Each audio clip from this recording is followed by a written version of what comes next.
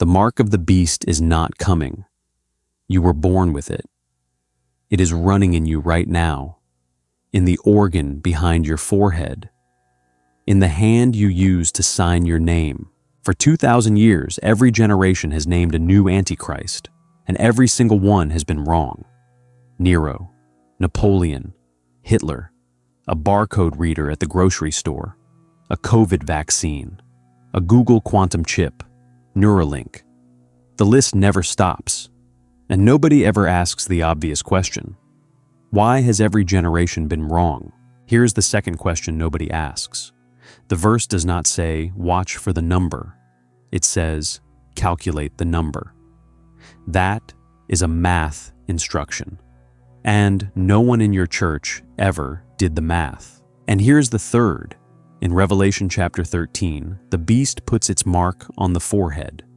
One chapter later, in Revelation 14, the Father puts his name on the exact same forehead, same location, two opposite names. You cannot put a microchip and a divine name on the same spot, unless the forehead was never about skin. Here on Decode Scripture, we read this passage differently. This is Revelation chapter 13, verse 16. He causes all, both small and great, rich and poor, free and bond, to receive a mark in their right hand or in their foreheads. And no man might buy or sell, save he that had the mark, or the name of the beast, or the number of his name. Here is wisdom. Let him that has understanding count the number of the beast, for it is the number of a man, and his number is 666. The number of a man, not the number of a president, not the number of a chip manufacturer, the number of the species. The verse is a riddle, and it told you to solve it. So what is the number of a man? There is a list. It is 2,000 years long, and every name on it has one thing in common. Every single one was wrong.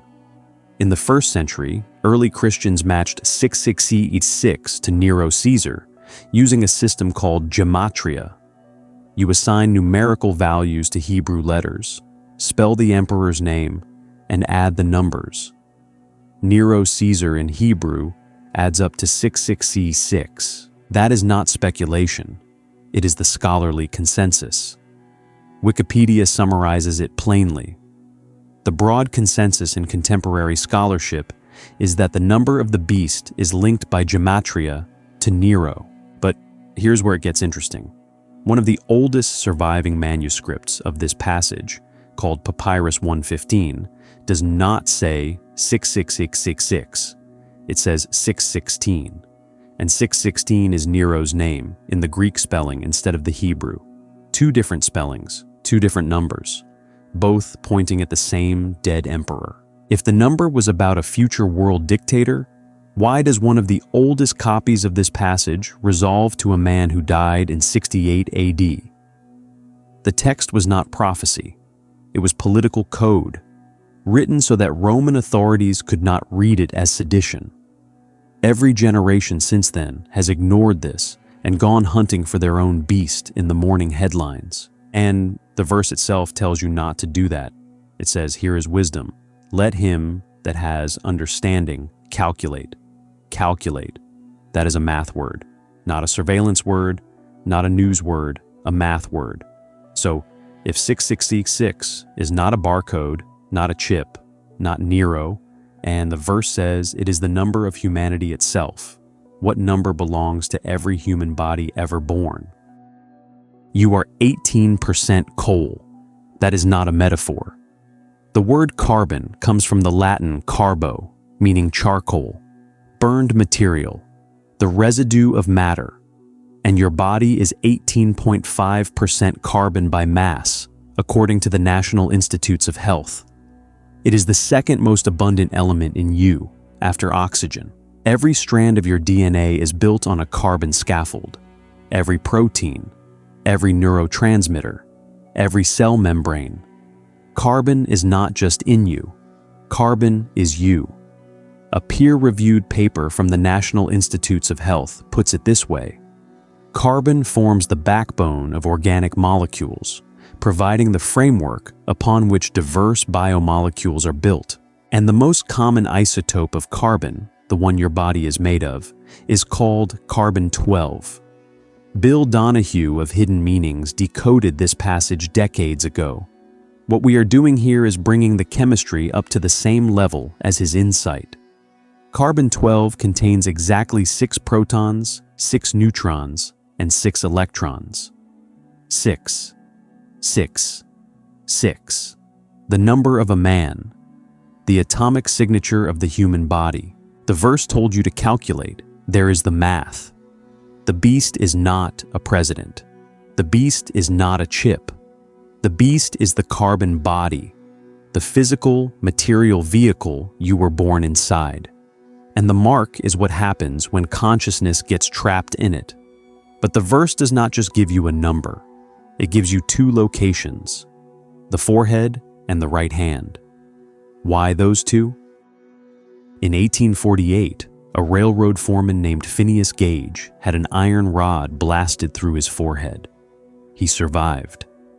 But the man who woke up was not the man who went to work that morning.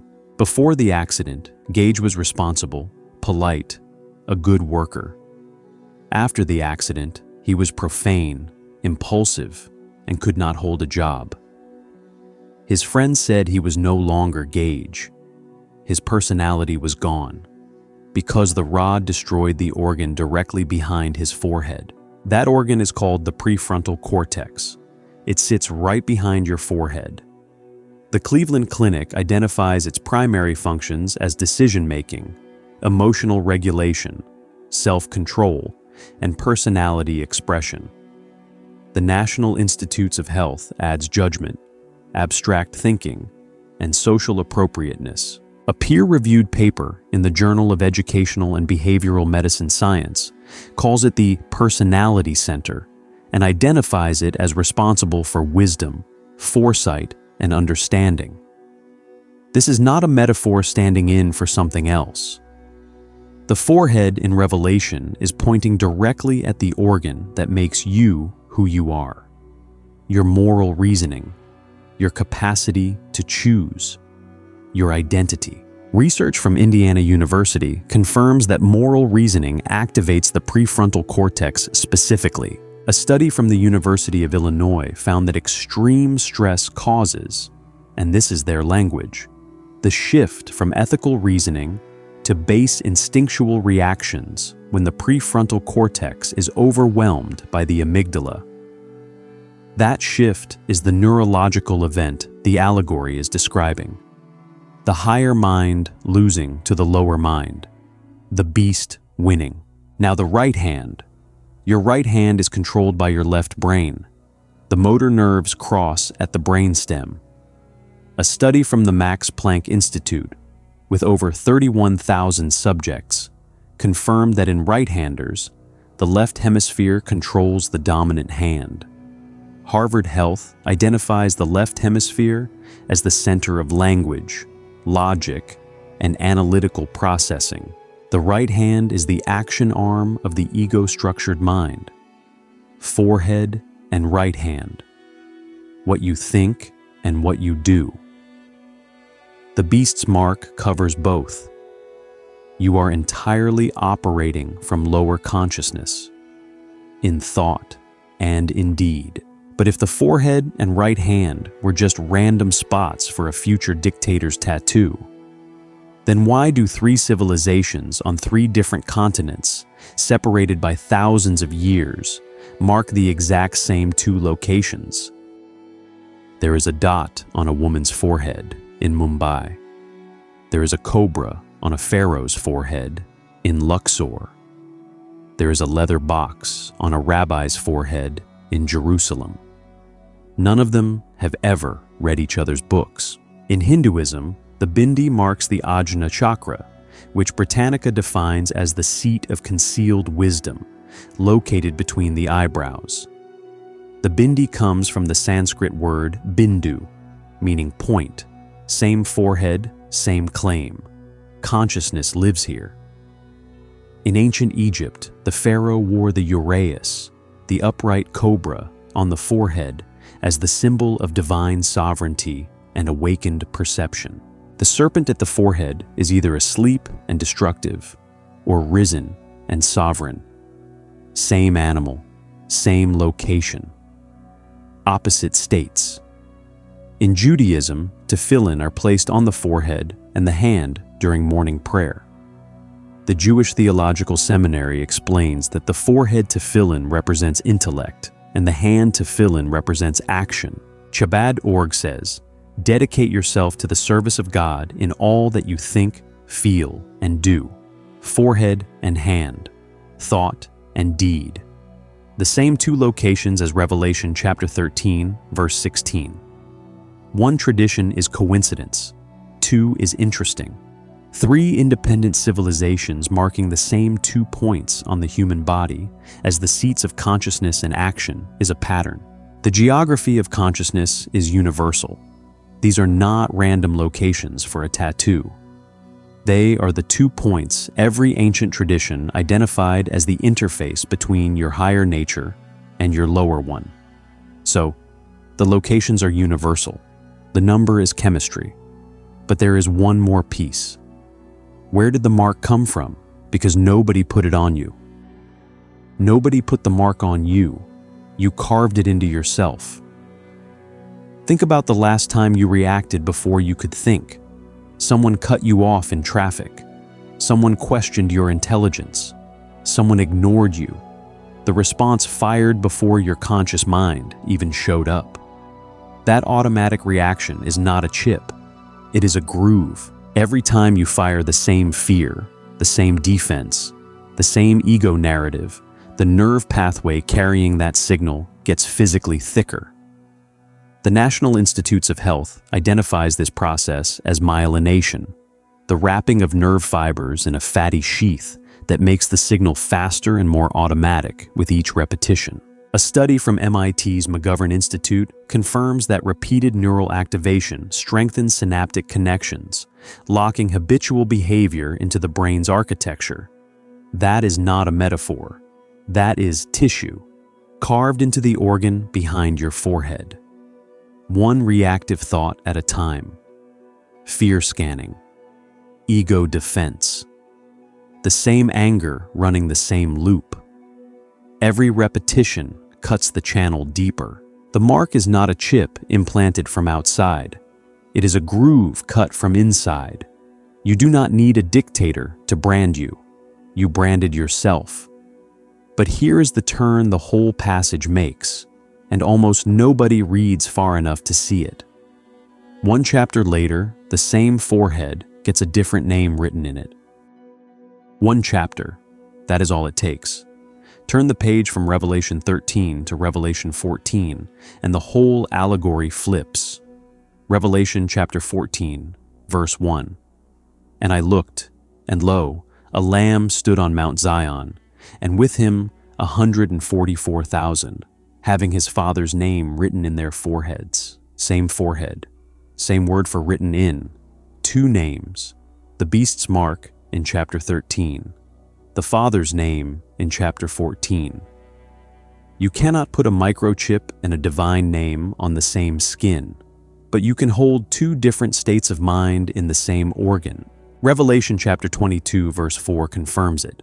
"They shall see his face, and his name shall be in their foreheads." The forehead is the seat of consciousness throughout the entire book, not a surface for tattoos. A location for states of mind. Bill Donahue taught this for decades. The forehead in Revelation is the pineal region, and the instruction is always the same. Go within. Matthew chapter 6 verse 22. "The light of the body is the eye. If therefore thine eye be single, thy whole body shall be full of light." The single eye. Concentrated inward attention. The state of meditation. The beast's mark is the default. You were born with it. Carbon body, lower mind, habitual grooves. But the same forehead can carry a different name. And the switch is not a political event. It is a practice. Go into a dark room, sit still, close your eyes. Focus your attention on the point between your eyebrows, the forehead location that every tradition in this video has marked. Do not follow your thoughts. Do not feed the beast mind. The reactive commentary, the fear scanning, the ego narrative. Let it run without you. Hold stillness for 10 to 20 minutes. This is not a future event requiring resistance to a microchip. It is a practice you can do tonight. Psalm 46, verse 10. Be still and know that I am God. The mark of the beast is not coming. You were born with it. But so was the way out.